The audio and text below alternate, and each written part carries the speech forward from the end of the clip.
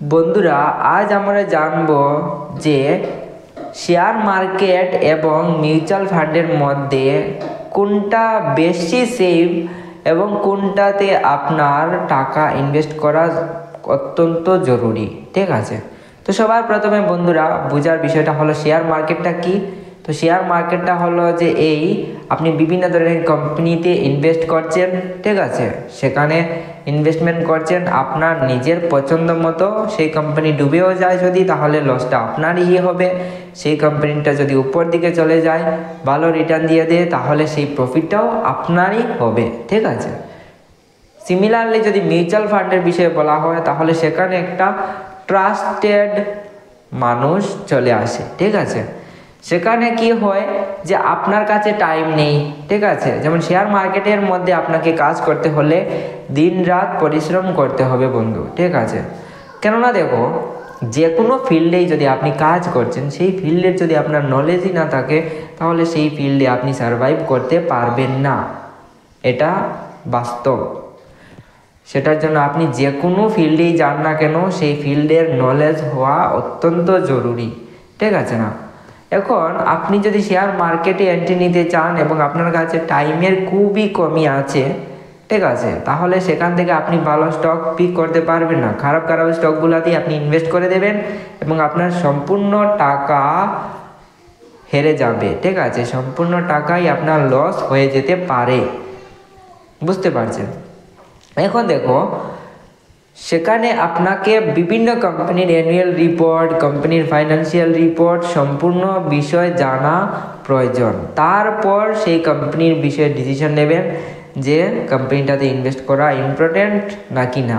যদি আপনার কাছে টাইমই না থাকে, তাহলে আপনি সেটা করবেন কিভাবে? ঠিক আছে, তো তার জন্য একটা কোম্পানি চলে আসে, যে কোম্পানিটা বলে যে আপনাদের কাছে টাইম নেই, আপনারা আমার উপর ট্রাস্ট করতে পারেন এবং আমাকে টাকা দেন, আমি আপনাদের বিহাবে টাকা ইনভেস্ট করব। ঠিক আছে, তখন চলে আসে মিউচুয়াল ফান্ড।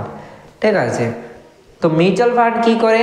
মিউচুয়াল ফান্ড সাধারণ লোকদের কাছ থেকে টাকা নেয় এবং একটা কোম্পানি আছে, যে কোম্পানি বিভিন্ন ধরনের স্কিম বের করে নেয় এবং একটা ফান্ড ম্যানেজার হায়ার করে নেয়, সাথে টিমকেও হায়ার করে নেয় এবং তারা রিসার্চ করে দিন রাত ভালো ভালো স্টকস পিক করতে শুরু করে এবং অনেক ডিটেলস ডাটা ওদের কাছে অ্যাক্সেস করার হয়তো বা সুবিধাও থেকে যায়। ঠিক আছে, তো তারাই ভালো স্টকস পিক করতে সক্ষম হয়ে যায় বন্ধুরা। ঠিক আছে, তখন দেখো বন্ধুরা কি হয়, যে পিক তো করে নিল তারা ভালো স্টকস, তারপর সেই স্টকগুলোতে ওরা সাধারণ লোকদের কাছ থেকে টাকা নিয়ে ইনভেস্ট করতে শুরু করে দিল।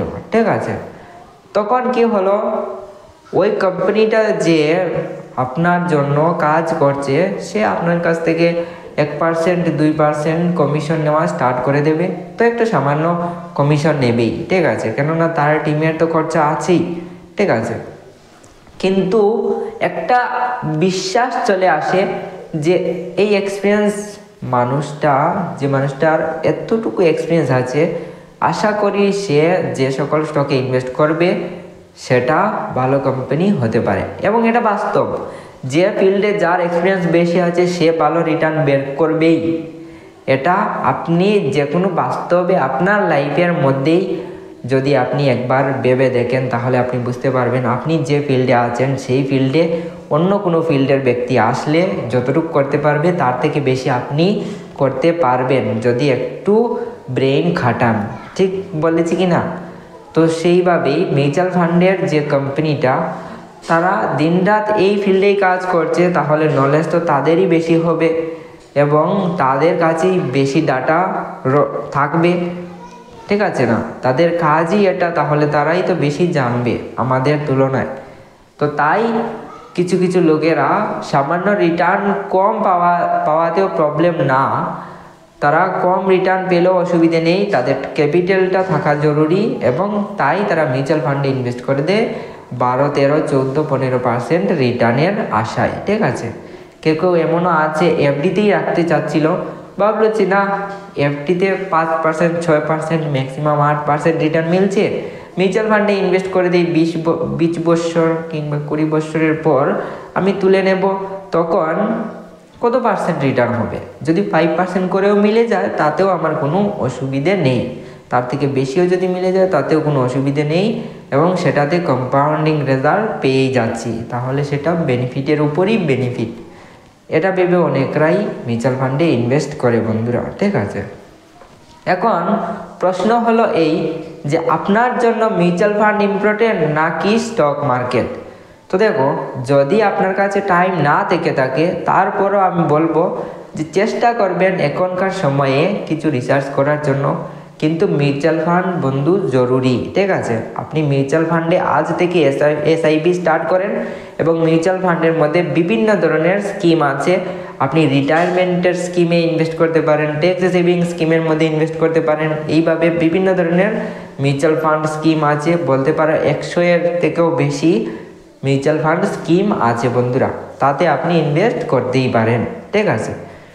এখন দেখো, মিউচুয়াল ফান্ডের মধ্যে তো আপনি ইনভেস্ট করছেন, কিন্তু আপনার কাছে টাইম ছিল না তাই করছিলেন। কিন্তু যদি আপনার কাছে টাইম থেকে থাকে তাহলে কি করবেন। এখন প্রশ্ন হলো এই যে দেখো, একটি রাস্তা থেকে যদি 100 টাকা ইনকাম হয় প্রতিদিন, সেটা ভালো নাকি 100টি রাস্তা থেকে 1 টাকা করে যদি ইনকাম হয় 100 টাকা, সেটা ভালো।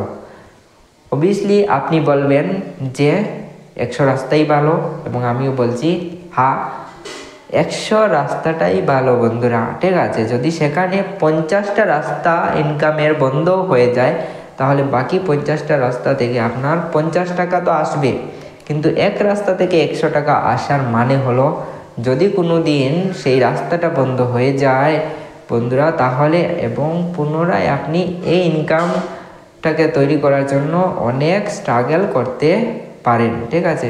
পুনরায় স্ট্রাগল করতে হবে। তো তাই বলবো আমি, সব কিছুই ব্যালেন্স করে চলা উচিত। যদিও আপনার বলা যায় যে সময় আছে, ঠিক আছে, সারাদিনই আপনি স্টক রিসার্চ করতে পারবেন, তারপরও বলবো যে মিউচুয়াল ফান্ডে ইনভেস্ট করেন, কিছু টাকা মিউচুয়াল ফান্ডেও ইনভেস্ট করেন, কিছু টাকা শেয়ার মার্কেটেও ইনভেস্ট করেন, ঠিক আছে। সব দিকে টাকাকে ডাইভার্সিফাই করে রাখা উচিত, ঠিক আছে, যাতে ইমার্জেন্সির সময় কোনো না কোনো একটা জায়গা থেকে আপনি টাকা বের করে নিতে পারেন। এবং মিউচুয়াল ফান্ড হলো এমন একটা জায়গা যেখান থেকে আপনি যে কোনো সময় টাকা রিডিম করে নিতে পারেন, ঠিক আছে।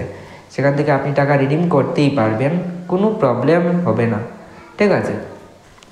তো বন্ধুরা, আশা করি বুঝতে পারলেন যে মিউচুয়াল ফান্ড সেফ নাকি স্টক মার্কেট, ঠিক আছে। সব কিছুই ডিপেন্ড করে নিজের এক্সপিরিয়েন্সের উপর, ঠিক আছে। যদি আপনার এক্সপিরিয়েন্স থেকে থাকে এবং আরও এক্সপিরিয়েন্স গেইন করতে পারেন, তাহলে শেয়ার মার্কেটে এন্ট্রি করেন, টাইমও যদি থেকে থাকে। এবং যদি টাইম না থেকে থাকে, মিউচুয়াল ফান্ডের বিভিন্ন ধরনের স্কিম আছে, তাদের মধ্যে দেখেন যে স্কিমটা আপনার জন্য সুইটেবল, সেই স্কিমটাতে আপনি ইনভেস্ট করা আজ থেকেই স্টার্ট করেন। হতে পারে মিউচুয়াল ফান্ড কখনো কখনো আপনি ডাউনে দেখবেন, কিন্তু আপনি ইনভেস্ট করতেই থাকেন এসআইপি, এবং এটা the long period of time, আজ থেকে 20 বছর, 20 বছর, 30 বছর পর আমাকে বলবেন যে ভাই হ্যাঁ এতই ভালো রিটার্ন বেরিয়ে এসেছে, বলে বোঝানো যাবে না, ঠিক আছে। তো আজকের জন্য এতটুকুই, দেখা হবে নেক্সট কোনো নতুন ভিডিওর সাথে বন্ধুরা।